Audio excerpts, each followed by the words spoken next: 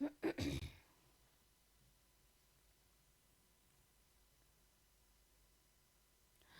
Everyone, welcome to the class 24। स्वागत है आप सभी का इस रेगुलर सेशन के अंदर, जहां पे हम ग्रुप डी के 2025 के सारे क्वेश्चंस करने लग रहे हैं।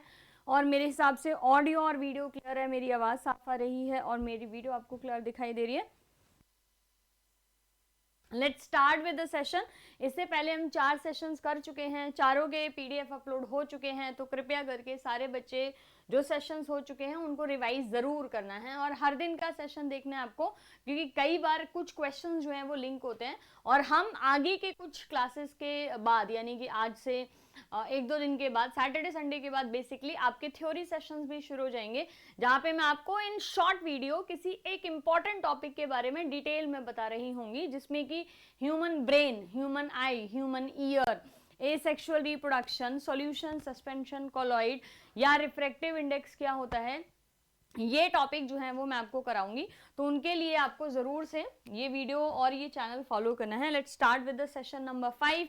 थ्योरी की अगर आपने क्लासेस नहीं की हैं या फिर साइंस की थ्योरी अगर आपने नहीं कवर की है, तो भाई रेलवे के एग्जाम से पहले आपको सारी की सारी थ्योरीज कवर करनी है। साइंस जो है वो ग्रुप डी के लिए या फिर पूरे ही रेलवे एग्जाम के लिए बहुत ही ज्यादा इंपॉर्टेंट रोल प्ले करती है। तो कहीं पे भी इसको छोटा या कम सब्जेक्ट समझ के ऐसे छोड़ नहीं देना है, ठीक है। पूरा सिलेबस, सारे पीवाईक्यूज जो कि चैप्टर वाइज रहेंगे, फिजिक्स, केमिस्ट्री, बायो के पूरे आपका सब्जेक्ट पूरा कवर होगा एंड साथ में मॉक टेस्ट भी आपको यहाँ पे मिलेंगे। क्लास 24 एप्लीकेशन आप ऑलरेडी डाउनलोड कर लीजिए, क्योंकि पीडीएफ वहां पे भी आपको मिल जाएगा और जीके के और करंट अफेयर के क्वेश्चंस भी वहां पे डेली क्विज के फॉर्म में आते हैं, ओके। अदरवाइज आप सिर्फ टेस्ट ज्वाइन कर लीजिए अगर आपकी थ्योरी कंप्लीट है। और YouTube पे हम MCQs ही करेंगे अगले कुछ दिनों तक, यानी कि पूरे 101 सेट तक, ठीक है। सो क्वेश्चन नंबर 1, मानव शरीर में कौन सा अंग संतुलन बनाने में मदद करता है? संतुलन बनाने का मतलब होता है बैलेंसिंग। इसमें कहीं पे भी ब्रेन या सेरिबेलम ऑप्शन में नहीं है, क्योंकि ह्यूमन बॉडी का बैलेंस सेरिबेलम के द्वारा होता है। लेकिन आपको याद रखना है कि ह्यूमन बॉडी का जो ये पोस्चर जो हम मेंटेन करते हैं, हम एकदम स्ट्रेट जो खड़े रहते हैं, चलते टाइम हम बिल्कुल सीधा चलते हैं, लेफ्ट या राइट पे टिल्ट होके नहीं चलते हैं, ये हमारे ईयर्स में जो फ्लूइड होता है उसकी वजह से होता है, या फिर कोक्लिया, वर्ड याद रखिए, कोक्लिया की वजह से, तो ईयर, राइट, ईयर इसका आंसर रहेगा। The sensitive area of human tongue to the bitterness, कड़वेपन के लिए हमारी जीभ का कौन सा हिस्सा? सी, हमारी जीभ के ऊपर होते हैं कीमो रिसेप्टर्स, ठीक है, कीमो रिसेप्टर्स, जो अलग अलग तरीके के केमिकल्स यानी कि सॉल्ट, स्वीट, इनके लिए रिस्पॉन्सिबल होते हैं। हमारी टंग पे लगभग जो है टेस्ट बर्ड जो होते हैं वो 50 to 150 सेल्स को मिला के एक टेस्ट बर्ड बनता है, राइट। और एक टेस्ट बर्ड का लाइफ स्पेन जो है वो 10 से 14 दिन का होता है, ठीक है। और हमारी पूरी टंग पे लगभग 5000 to 10,000 टेस्ट बर्ड्स जो हैं वो एक साइड में प्रेजेंट होते हैं। अपार्ट फ्रॉम इट हम स्वीट, सॉल्टी, बिटरनेस, यूमामी, ये सॉर टेस्ट जो है वो ले सकते हैं, जिसमें से टंग का बिल्कुल फ्रंट एरिया जो है वो स्वीट के लिए होता है, स्वीट के साइड में सॉल्ट के लिए होता है, यहाँ पे बिटरनेस होता है, इधर में सॉर होता है, दोनों तरफ खट्टापन जो होता है उसके लिए बोलते हैं, और जो सेंटर वाला पोर्शन है वो उमामी के लिए होता है। किसके लिए? उमामी के लिए। अब यहाँ पे बिटरनेस की बात की गई है, तो बिटरनेस याद रखिए ये वाला एरिया जिसको हम बोलेंगे पोस्टीरियर। टिप पूछा है तो स्वीट होगा, मिडल पार्ट पूछा जाता तो उमामी होता, एजेस पूछे जाते तो सॉल्ट या सॉर होता। आई गेस क्लियर है ये। The region of the vertebrate eye where the optic nerve passes out of retina is called as, हमारी आंख का वो हिस्सा जहां पे हमारी ऑप्टिक नर्व जो है वो निकल के बाहर की तरफ जाती हैं, यानी कि रेटिना से बाहर निकलती हैं, उसको हम क्या बोलते हैं? Blind spot. क्या बोलते हैं? Blind spot. तो हमारी आंख का ये स्ट्रक्चर होता है जिसमें आगे की तरफ कॉर्निया होता है और जो ऑप्टिक नर्व्स हैं वो रेटिना से बाहर निकलती हैं इस तरफ को। जिस पॉइंट पे हमारी सारी जो नसें हैं, नर्व हैं, वो अंदर की तरफ जा रही हैं, बाहर निकलने का मतलब है कि अंदर जा रही हैं हमारी ब्रेन के, जहां जिस पॉइंट पे ये जाती हैं उसको हम बोलते हैं ब्लाइंड स्पॉट। ये वो पॉइंट है जहां पे हम किसी भी तरीके की कोई भी इमेज फॉर्मेशन नहीं करते हैं, तो ब्लाइंड स्पॉट करके याद रखिए। परितारिका यानी कि आइरिस में वर्णक बनाने वाले डैश को मेलानोसाइट के नाम से जाना जाता है। The iris in the pigment the dash in the iris that make pigment are called melanocyte. देखो हमारी जो बॉडी में जो स्किन कलर है, जैसे मान लीजिए हमारे हेयर कलर है या हमारी आंखों का रंग है, ये पर्टिकुलर किसी ना किसी प्रोटीन या फिर किसी एक पर्टिकुलर सेल की वजह से होती हैं। जैसे हमारी स्किन का जो कलर है वो मेलानिन नाम के सेल्स की वजह से होता है, ठीक है। हमारे बालों का जो कलर है वो कैरेटिन या फिर जो इसमें बॉडी जो हमारे ग्रे सेल्स हैं या फिर जो हमारा अंदर हेयर कोलेजन होता है उसकी वजह से होता है।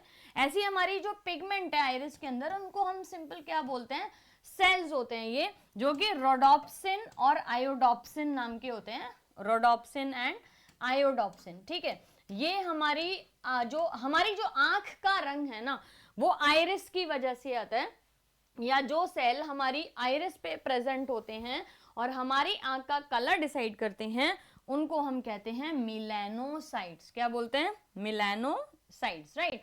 विच of the following metal exist in their original state? इनमें से कौन सा ऐसा धातु है जो अपनी मूल अवस्था में मौजूद होता है? देखो मूल अवस्था में कौन मौजूद होगा? जो कि किसी भी एलिमेंट के साथ रिएक्ट और नहीं करता है, ठीक है।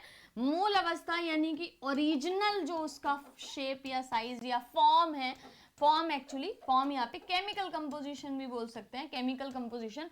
तो यहाँ पे कोई ऐसा एलिमेंट जो कि नॉन रिएक्टिव है, ठीक है। जो रिएक्टिव है वो तो कभी भी अपने मूल अवस्था में मिलेगा ही नहीं ना, राइट। जैसे कि अपन एल्यूमिनियम के लिए बोलते हैं, एल्यूमिनियम क्या एल्यूमिनियम के फॉर्म में पाया जाता है? नहीं, एल्यूमिनियम पृथ्वी की भूपर्पटी पे या क्रस्ट पे, सरफेस पे बॉक्साइट के फॉर्म में पाया जाता है। ऐसे ही करके अगर हमें लोहा मिल रहा है, आयरन मिलता है, तो आयरन के लिए हेमेटाइट, मैग्नेटाइट, लिम्नाइट, सिडराइट, है ना, आयरन पायराइट, ये सारी जो ओर हैं उसको पहले निकाला जाता है, उसमें से हम लोहे को बाहर निकालते हैं, ठीक है।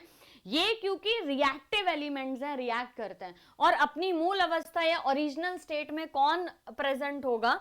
जो कि रिएक्ट ही नहीं करता है किसी से ना, जो नॉन रिएक्टिव है। तो याद रखिए यहाँ पे प्लैटिनम आंसर होगा। अगर प्लैटिनम की जगह गोल्ड होता तो गोल्ड आंसर होता या सिल्वर होता, ठीक है। लेकिन गोल्ड, सिल्वर और प्लैटिनम में भी सबसे ज्यादा अपने फंडामेंटल बेसिस पे जो प्रेजेंट होता है वो प्लैटिनम प्रेजेंट होता है, ठीक है। प्लैटिनम जिसका एटॉमिक नंबर जो है वो 78 है, डेंस होता है ये, ठीक है, डेंस इसको कहते हैं।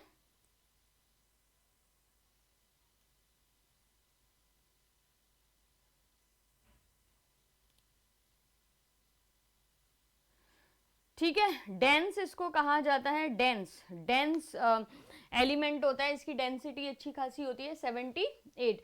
और कॉपर की कितनी होती है? 29, आयरन की 26, पोटेशियम 90, ठीक है। ये याद रखिए, इंपॉर्टेंट क्वेश्चंस हैं सारे, यहाँ से क्वेश्चन आपको एज इट इज पूछे जाते हैं। Which of the following acid is known as muriatic acid? तो हाइड्रोक्लोरिक एसिड याद रखिए, कोरोसिव होता है, कलरलेस होता है। जो हाइड्रोजन क्लोराइड है अगर उसको पानी में घोल दिया जाता है तो ये पूरा गैसियस फॉर्म में कन्वर्ट हो जाता है। अगर ये एक्वा रीजिया है जिसमें HCl के साथ HNO4 मिला दिया, HNO3 मिला दिया है, तो ये एक्वा रीजिया बन जाता है। HCl याद रखिए, हाइड्रोक्लोरिक एसिड को हम म्यूरेटिक एसिड के नाम से जानते हैं। Which acid are present in most grapes? जो अंगूर होते हैं, अंगूर खट्टे हैं, है ना, अंगूर के अंदर कौन सा एसिड होता है? तो टार्ट्रिक एसिड याद रखिए। टार्ट्रिक इसके अलावा इमली जो होती है उसमें पाया जाता है, टार्ट्री कहते हैं ना, टार्ट्री वो होती है। मैलिक एसिड याद रखिए, मैलिक एसिड सेब में भी पाया जाता है, एप्पल्स में, और मैलिक एसिड जो है वो ग्रेप्स में भी पाया जाता है। अब यहाँ पे ना गलती से भी कृपया करके थोड़ा सा ये जो ऊपर के हिस्से में इतना भारी भरकम 1-1.5 किलो का ये लेके घूम रहे हैं ना, इसको भी इस्तेमाल करना है बच्चे। सल्फ्यूरिक एसिड भाई, मतलब आपके ग्रेप्स में सल्फ्यूरिक एसिड या HCl है? ए ऑप्शन भी लोग टिक करके आते हैं। ग्रेप्स में अगर सल्फ्यूरिक एसिड होता तो आप कैसे खाते? पेट में आग लगा देता जाके वो, है ना। तो सल्फ्यूरिक एसिड तो ऑप्शन हो ही नहीं सकता है ना। एसिटिक एसिड सिरका होता है, जब ये सिरके के फॉर्म में अचार वगैरह के लिए इस्तेमाल किया जाता है तो भी उसमें एसिटिक एसिड जो है वो 5 से 8% ही होता है, बाकी जो है वो उसको डाइल्यूट किया होता है। तो ये इतने ज्यादा एसिडिक है ना, देखो ये इतनी ज्यादा एसिडिक चीजें हैं, एसिटिक एसिड, सल्फ्यूरिक या हाइड्रोक्लोरिक, जो आपके खाने की किसी भी वस्तु में मौजूद नहीं होते हैं तो उसको आपको कंज्यूम करना भी नहीं है। So tartaric acid and malic acid, which of the following has the highest value of specific heat. Specific heat की इन देखो स्पेसिफिक हीट जो है वो सबसे ज्यादा वाटर की होती है।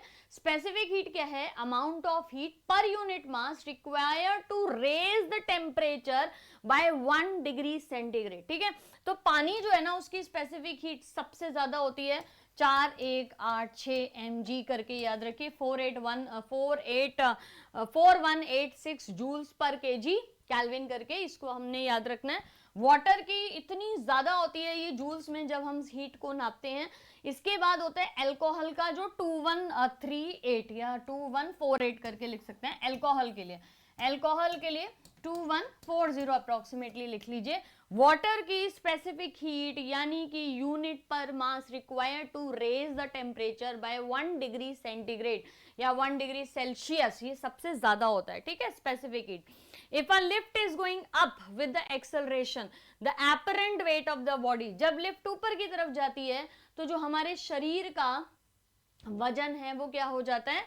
More than the true weight. हमको अपना वजन अपने वास्तविक वजन से ज्यादा लगता है। जब लिफ्ट नीचे की तरफ आती है तो आपका शरीर का वजन आपके वास्तविक वजन से आपको कम लगता है। ठीक है, कम लगता है। A ball balanced on a vertical road is an example. A ball balanced on a vertical road, ये किस चीज का एग्जाम्पल है? अनस्टेबल इक्विलिब्रियम, अस्थिर असंतुलन। क्योंकि कभी भी कोई भी चीज मूव करेगी तो वहां पे आपको याद रखना है उसको कोई एक्सटर्नल फोर्स की रिक्वायरमेंट है। ठीक है, अगर मान लीजिए कि स्थिर बल की बात कर रहे हैं, ठीक है, तो अगर इस तरीके की कोई चीज है उसमें बॉल यहाँ पे रखा हुआ है ना, दिस इज स्टेबल, राइट।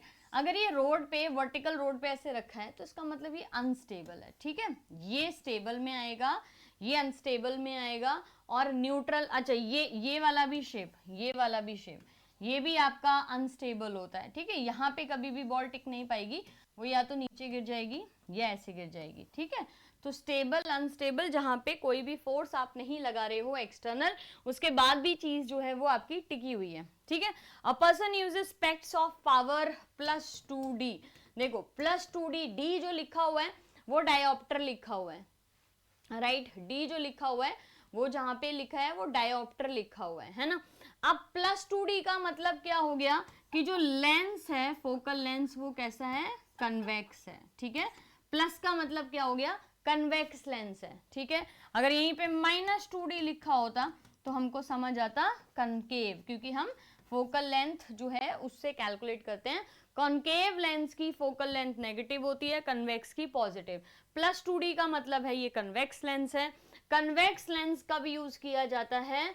जब हाइपरमेट्रोपिया हो, यानी कि दूर दृष्टि हो। हाइपरमेट्रोपिया, अगर डॉक्टर आपको कहता है आपको -0.5 का चश्मा लगना है, यानी कि आपको मायोपिया की दिक्कत है, ठीक है, तब आपके कनकेव लेंस लगना है। मायोपिया यानी कि आपको क्या हो रहा है? मायोपिया क्या? पास का दिख रहा है, दूर का नहीं दिख रहा। हाइपरमेट्रोपिया दूर का दिख रहा है, पास का नहीं दिख रहा, तो हाइपरमेट्रोपिया इज प्लस। ठीक है, तो आंसर यहाँ पे बी रहेगा।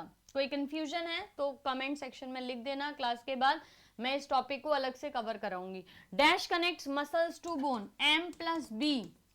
मसल्स को बोन से कौन जोड़ता है?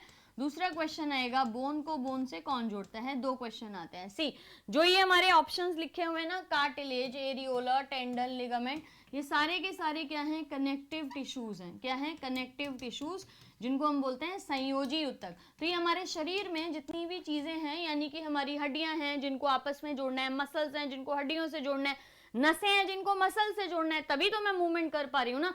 खाली हड्डी, खाली मसल या खाली नस से मैं कभी भी अपना हाथ नहीं हिला सकती, राइट। सो हमको सारी चीजें कनेक्शन में बना के रखनी है। ये पूरा सर्किट है बॉडी का जो एक दूसरे के साथ कनेक्टेड है, जिसमें कुछ चीजें कुछ चीजों के साथ किसी पर्टिकुलर चीज के साथ जुड़ी हैं। जैसे हड्डी अगर हड्डी के साथ जुड़ी है बीबी, तो ये लिगामेंट ही होगा। ठीक है, अगर मांस या मसल बोन के साथ जुड़ी है तो ये टेंडन ही होगा, ठीक है। टेंडन, कंडरा जिसको बोलते हैं, टेंडन से जुड़ी होती है हमारी मसल्स और bone. Which of the following instrument is used to measure the pressure, barometer या एमीटर किसके लिए होता है, टेम्परेचर को नापने के लिए, ठीक है। एम्पियर जो करंट होता है उसके लिए बोल रहे हैं यहाँ पे।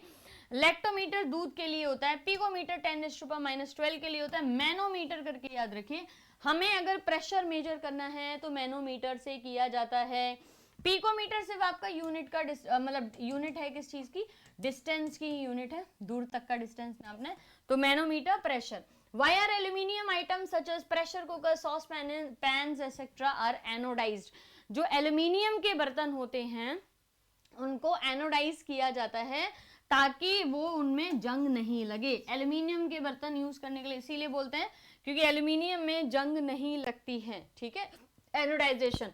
What is the pH value of acid rain? पहले तो याद रखिए पीएच वैल्यू होती है 0 से लेके 17, 0 से लेके 14 तक, जहां पे मिड वैल्यू होती है 7।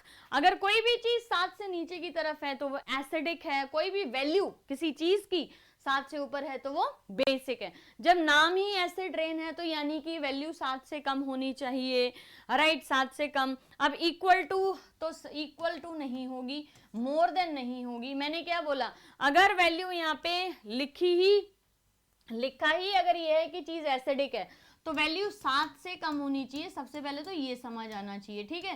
तो 7 से अधिक या इक्वल टू 7 तो ऑप्शन ही गलत है। अब मोर देन 5.6 या लेस देन 5.6 इसमें से क्या चुने?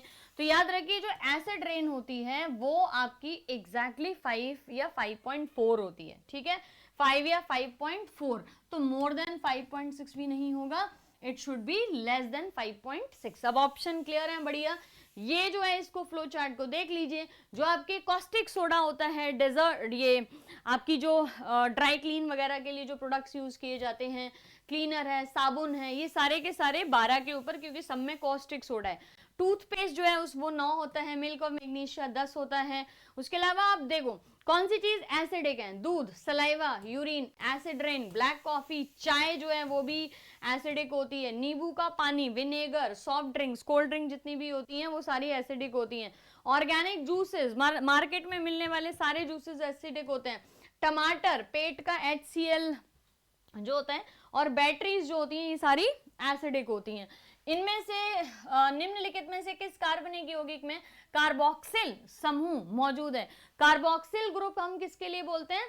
जब भी हम इथेनोइक एसिड की बात करेंगे यानी कि R के साथ COH लगा होगा तो वो आपका कार्बोक्सिल ग्रुप कहा जाता है। When ice melt its density, जब बर्फ पिघलती है तो इसका डेंसिटी क्या हो जाता है? इंक्रीज हो जाता है, बढ़ जाता है। ये भी जो भी चीजें हैं उनका डिटेल सब कुछ जो है वो आज की पीडीएफ में है। आज की पीडीएफ बहुत बड़ी है, बहुत एक्सटेंसिव है, बहुत डिटेल है। आज की पीडीएफ पढ़ने के लिए आपको कम से कम 1 से 2 घंटे चाहिए, तो ध्यान से पढ़ लेना। ये सारी चीजें मैंने लगाई हैं। इथेनॉल, फॉर्मल्डिहाइड, इथाइलिन, OH लगा है तो इथेनॉल है, CHO लगा है तो फॉर्मल्डिहाइड है, COH है तो कार्बोक्सिलिक ग्रुप है। आइस मेल्ट करेगी तो उसकी डेंसिटी बढ़ेगी। What is the relation between viscosity of blood and water?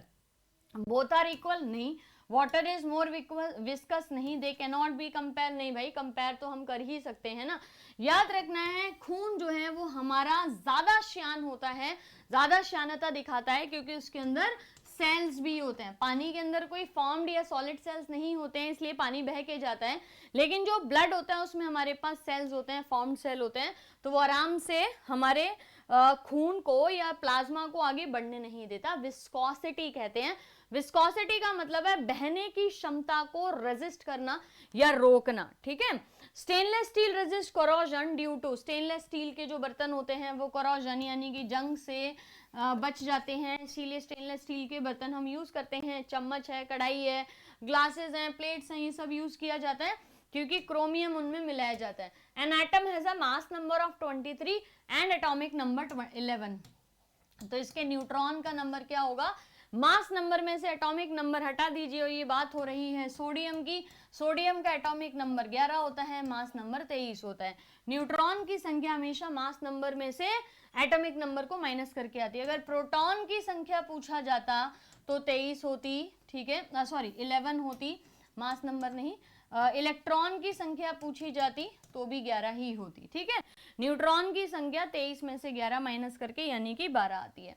Atomic mass unit is defined as AMU is defined as atomic mass unit कैसे हम डिफाइन करते हैं 1/12 of the mass of carbon atom, 1/12 हिस्सा C12 का यहाँ पे, ठीक है, कार्बन 12 का।